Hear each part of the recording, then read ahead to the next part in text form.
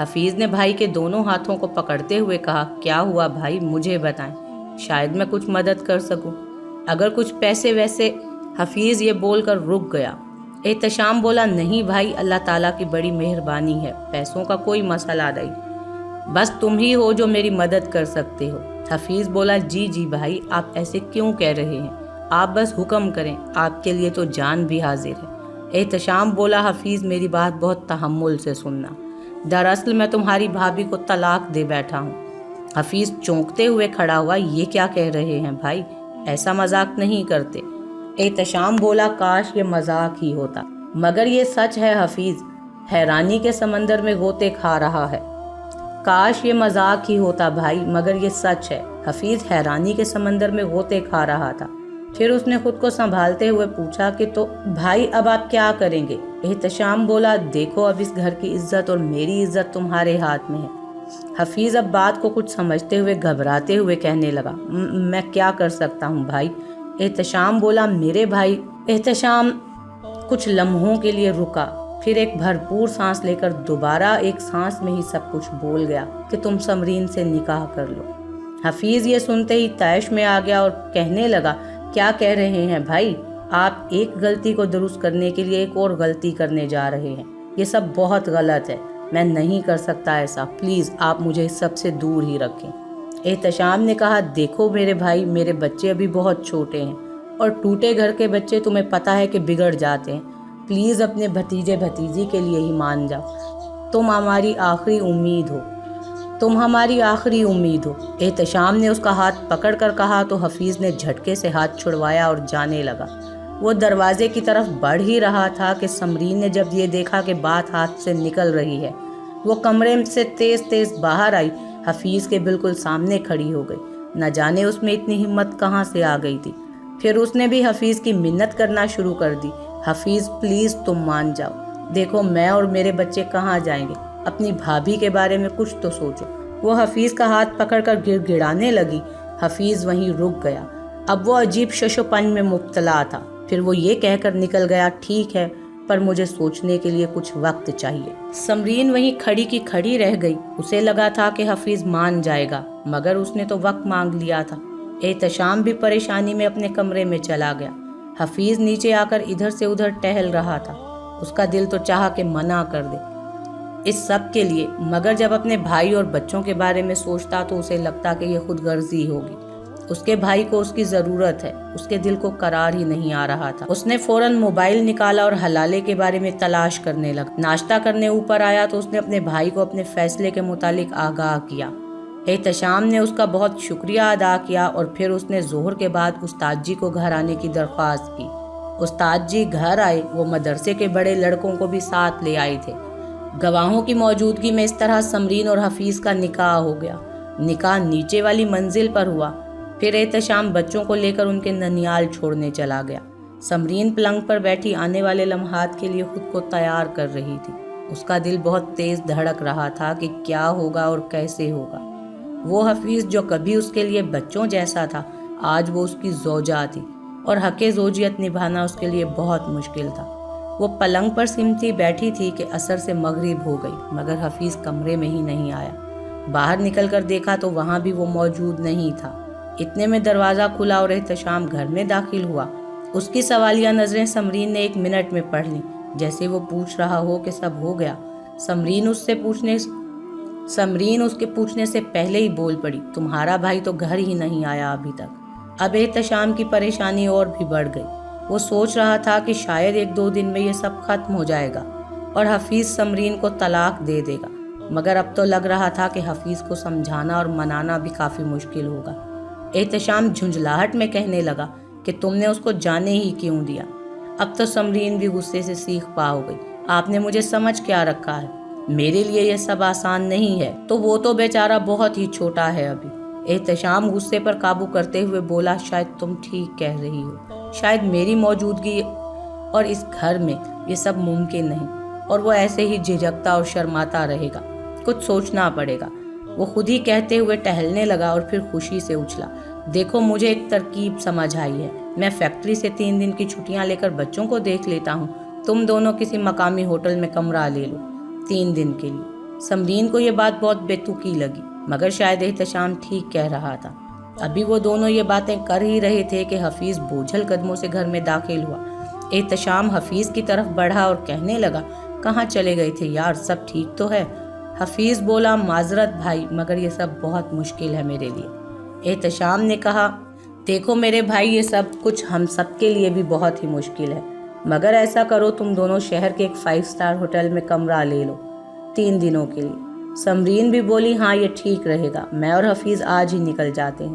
حفیظ نے ٹھنڈی سانس بھرتے ہوئے کہا، جیسے آپ کو ٹھیک لگے۔ احتشام نے آن لائن ایک کمرہ بک کروا دیا۔ حفیظ گاڑی میں بیٹھا اور سمرین کا انتظار کرنے لگا۔ سمرین سیڑھیاں اترتے ہوئے گاڑی میں بیٹھ گئی اور دونوں ہوٹل کی طرف روانہ ہو گئے۔ ہوٹل کی لابی بہت ہی خوبصورت اور بڑی تھی۔ سامنے شیشے کی دیوار کے پیچھے پول نظر آ رہا تھا۔ ایئر کنڈیشن بہت تیز چل رہا تھا۔ حفیظ نے استقبالیہ کاؤنٹر پر پہنچ کر بکنگ ریفرنس بتایا اور روم کا کارڈ لے کر اوپر چلا گیا۔ اس پورے عرصے کے دوران سمرین اور حفیظ میں کوئی بات نہیں ہوئی۔ حفیظ کی جھجک ابھی بھی برقرار تھی۔ سمرین نے روم میں آتے ہی واش روم کا رخ کیا اور اسے دروازہ بند ہونے کی آواز آئی، مطلب حفیظ پھر سے کمرے سے باہر جا چکا تھا۔ تھوڑی دیر بعد حفیظ واپس کمرے میں آیا تو صوفے پر بیٹھ گیا۔ سمرین نے کہا، حفیظ یہیں آ جاؤ۔ وہ بولا، نہیں بھابھی، میں یہیں ٹھیک ہوں۔ سمرین پھر بولی، بھابھی کیوں کہتے ہو، اب میں تمہاری بیوی ہوں۔ حفیظ نے اس کی طرف مڑتے ہوئے کہا، کتنی عجیب بات ہے کہ میں لڑکپن سے ہی آپ کو آئیڈیلائز کرتا آیا ہوں کہ بیوی ہو تو آپ جیسی، سگڑ، سلیقے مند، سمجھدار، مگر آج جب آپ میرے نکاح میں ہیں تو میں اپنے ذہن کو سمجھا ہی نہیں پا رہا ہوں۔ سمرین اپنی تعریف حفیظ کے منہ سے سنتے ہوئے دل ہی دل میں خوش ہو رہی تھی۔ کہنے لگی کہ دیکھو حفیظ، میں جانتی ہوں یہ سب آسان نہیں ہے۔ اٹھ کر صوفے پر اس کے قریب آن بیٹھی۔ وہ جانتی تھی کہ حفیظ احتشام سے بہت الگ ہے۔ جہاں احتشام عورت کو اپنے سے کمتر سمجھتا تھا، وہیں حفیظ کا نظریہ عورت کے لیے عزت اور احترام کا تھا۔ صبح جب سمرین کی آنکھ کھلی تو احتشام کی کال آ رہی تھی۔ حفیظ ابھی تک اس کے برابر میں لیٹا سو رہا تھا۔ احتشام کا پھر وہی سوال تھا، نہ جانے کیوں سمرین نے جھوٹ کہہ دیا کہ بے فکر رہیں، ابھی کچھ نہیں ہوا، میں 3 دن میں اسے منا لوں گی۔ حفیظ جو آنکھیں بند کیے لیٹا تھا، وہ بھی یہ سب سن رہا تھا۔ سمرین واش روم میں گئی تو حفیظ بھی اٹھ گیا۔ سمرین، آپ واش روم میں ہیں؟ حفیظ کے منہ سے اپنا نام سن کر سمرین مسکرا دی۔ ہاں بس آ رہی ہوں۔ پھر دونوں تیار ہو کر نیچے بوفے بریک فاسٹ کرنے چلے گئے۔ دیکھتے ہی دیکھتے 2 دن گزر گئے۔ اب وہ دونوں کافی گھل مل گئے تھے۔ نہ جانے کیوں سمرین بہت اداس تھی۔ انہیں آج چیک آؤٹ کرنا تھا۔ وہ حفیظ کے برابر میں لیٹی اس سے کہنے لگی، حفیظ تم بہت اچھے ہو۔ سمرین، میں آپ سے کچھ مانگوں تو آپ منع تو نہیں کریں گی؟ حفیظ بولا، مانگ کر دیکھ لو، تم نے ہمارے لیے بہت کچھ کیا، اب جو تم کہو گے میں وہی کروں گی، سمرین نے جواب دیا۔ حفیظ بولا، کیا یہ ضروری ہے کہ میں آپ کو طلاق دے دوں؟ آپ میری بیوی بن کر نہیں رہ سکتی کیا؟ سمرین نے شدید حیرانگی سے حفیظ کو دیکھتے ہوئے کہا، یہ کیا کہہ رہے ہو حفیظ، میں تم سے پورے 6 سال بڑی ہوں، پھر تم کیسے اپنے ماں باپ اور بھائی کا مقابلہ کر پاؤ گے؟ حفیظ فرتے جذبات سے اٹھ کر بیٹھ گیا۔ آپ ساتھ دیں تو میں سب کو سنبھال لوں گا، بس آپ کی ہاں چاہیے۔ سمرین بولی، مگر میرے بچے حفیظ، دیکھیں وہ میری ذمہ داری ہوں گے، آپ چاہیں گی تو میں آپ کو الگ گھر لے دوں گا، ویسے بھی میری ملٹی نیشنل کمپنی میں جاب ہے اور میں اچھا کما لیتا ہوں۔ سمرین اب نئے شش و پنج میں مبتلا ہو گئی۔ اسے سمجھ نہیں آ رہا تھا کہ کیا کرے۔ واقعی یہ 3 دن اس کے لیے بہت حسین خواب کی مانند تھے، احتشام کے ساتھ گزارے کئی سالوں سے بہت بہتر، مگر یہ معاشرہ کیا یہ انہیں قبول کر پائے گا؟ لوگ تو اس پر ہی بد چلن ہونے کا الزام داغ دیں گے، کیا بھروسہ عمر ڈھلتے ہی یہ بھی مجھے چھوڑ جائے۔ یہی سب سوچتے سوچتے وہ سامان سمیٹنے لگی۔ حفیظ صوفے پر بیٹھا اس کے جواب کا منتظر تھا۔ سمرین بولی، دیکھ لو حفیظ، یہ سب بہت مشکل ہوگا، شاید تم اتنا دباؤ برداشت نہ کر پاؤ اس معاشرے کا۔ پھر وہ سامان پیک کرنے میں مصروف ہو گئی۔ حفیظ کی طرف دیکھ کر مسکرا دی۔ انہوں نے سامان باندھا اور ایک دوسرے کا ہاتھ تھام کر چیک آؤٹ کے لیے نکل گئے، جیسے وہ فیصلہ کر چکے ہوں۔ واپسی پر تمام راستے گاڑی میں دونوں خوب ہنسی مذاق کرتے رہے۔ کون کہہ سکتا تھا کہ 3 دن پہلے یہ راستہ ان دونوں نے بالکل خاموشی میں گزارا تھا۔ شاید یہی نکاح کا حسن ہے، یہی وہ محبت اور عزت ہے جو ایک عورت مرد سے چاہتی ہے۔ خیر گھر پہنچ کر حفیظ نے گاڑی صدر دروازے پر روکی اور سمرین اتر کر اندر چلی گئی۔ احتشام نے دروازہ کھولا، حفیظ اندر نہیں آیا اور سمرین کو کہا کہ میں بعد میں آتا ہوں۔ وہ گاڑی ریورس میں لے کر چلا گیا۔ ادھر احتشام بے چینی اور بے قراری سے سمرین کا منتظر تھا۔ اس کی آنکھوں میں بس ایک ہی سوال تھا۔ پھر جب اس سے برداشت نہ ہوا تو اس نے پوچھ ہی لیا، کیا ہوا سمرین، سب ٹھیک تو ہے نا؟ سب ٹھیک تو رہا نا؟ سمرین بولی، اچھا ہوگا اگر آپ یہ سوال اپنے بھائی سے ہی کرتے، اور وہ کمرے کا دروازہ کھولتی ہوئی بچوں کے پاس چلی گئی۔ بچوں سے مل کر وہ سب کچھ بھول گئی تھی۔ ادھر احتشام اس کے جواب کے معنی اپنے دماغ سے ڈھونڈنے لگا کہ کیا مطلب ہے اس بات کا۔ سمرین کا رویہ اسے کچھ ٹھیک نہیں لگا، مگر اب وہ انتظار کے علاوہ کچھ کر بھی نہیں سکتا تھا۔ اس نے حفیظ کو بڑے فون ملائے مگر سب بے سود۔ حفیظ نہ فون اٹھا رہا تھا نہ گھر آ رہا تھا۔ تقریباً رات کے 1 بجے سمرین کے موبائل کی روشنی کھل کر بند ہونے لگی۔ وائبریشن سے اس کی آنکھ کھلی تو حفیظ کا نام اسکرین پر بلنک ہو رہا تھا۔ سمرین نے پوچھا، کہاں ہو، آئے نہیں؟ حفیظ نے جواب دیا کہ بس ایک دوست کے پاس ہوں۔ آپ بتائیں پھر آپ نے کیا سوچا؟ سمرین بولی کہ یہ تو تم پر منحصر ہے، دیکھ لو اگر تم اپنے بھائی کا سامنا نہیں کر پائے تو کیا ہوگا؟ حفیظ بولا، نہیں ایسی بات نہیں ہے، بس میں چاہتا تھا کہ پہلے آپ کی رضامندی معلوم کر لوں، پھر ہی کوئی قدم اٹھاؤں۔ ویسے سچ بتاؤں تو میں بہت مس کر رہا ہوں آپ کو۔ سمرین مسکراتے ہوئے بولی کہ خود ہی دور ہو گئے ہو، میں نے تو تمہیں نہیں کہا تھا۔ دونوں ہنسنے لگے۔ اگلی شام کو جب احتشام گھر آیا تو سمرین اوپر نہیں تھی، بچے ٹیوشن گئے ہوئے تھے۔ وہ سمرین کو ڈھونڈتے نیچے والی منزل پر آیا تو حفیظ اور سمرین کی باتوں کی آوازیں آ رہی تھیں۔ احتشام دھڑکتے دل کے ساتھ آواز لگاتا اندر داخل ہوا۔ حفیظ اور سمرین آپس میں باتیں کر رہے تھے۔ وہ زور سے چیخا، سمرین کیا بےہودگی ہے یہ؟ حفیظ آگے بڑھ کر بولا کہ دیکھیں بھائی، تمیز سے بات کریں، یہ میری منکوہا ہے اب۔ احتشام غصے سے دھاڑا، بے غیرت بھابھی ہے تیری، طلاق دے اس کو۔ حفیظ بولا، یہ آپ کی بیوی تھی اور اب یہ میری بیوی ہے، اور میرے لیے یہ نکاح بہت مقدس ہے، میں طلاق نہیں دے سکتا۔ اب احتشام طیش میں آ گیا اور آگے بڑھتے ہوئے حفیظ کا گریبان پکڑ کر چلانے لگا، طلاق دے میری بیوی کو۔ اسی اثنا میں دروازہ کھلا اور دونوں کے والد والدہ گھر میں داخل ہونے لگے۔ زمان صاحب روبدار آواز میں چلائے کہ کیا ہو رہا ہے یہ سب میرے گھر میں؟ احتشام نے فوراً گریبان چھوڑا اور پیچھے ہو گیا۔ اسے یاد ہی نہیں تھا کہ آج ان دونوں کے والدین نے عمرے سے واپس آنا تھا۔ زمان صاحب ایک بار پھر گرجدار آواز میں چلائے، کیا ہو رہا تھا یہ؟ حفیظ بولا، السلام علیکم، ابو بھائی مجھ پر دباؤ ڈال رہے ہیں کہ میں سمرین کو طلاق دے دوں۔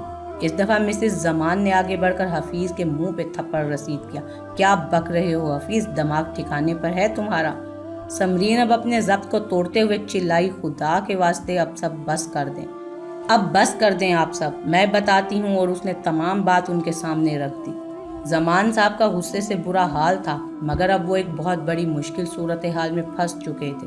انہوں نے جیب سے فون نکالا اور سمرین کے ماں باپ کو فوراً اپنے گھر بلایا۔ سب نیچے صوفوں پر بیٹھے ان کا انتظار کر رہے تھے۔ ایک عجیب سا سناٹا چھایا ہوا تھا، شاید کسی کے پاس کچھ کہنے کے لیے تھا ہی نہیں۔